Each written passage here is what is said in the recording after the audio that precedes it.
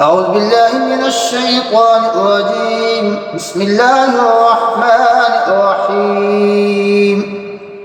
والسماء والطارق وما أدراك ما الطارق النجم الثاقب إن كل نفس لما عليها حافظ فلينظر الإنسان مما خلق من ماء دافق يخرج من بين الصلب والترائب إنه على رجعه لقادر يوم تبلى السرائر فما له من قوة ولا ناصر والسماء ذات الرجع والأرض ذات الصدع إنه لقول فصل وما هو بالهزل إنهم يكيدون كيدا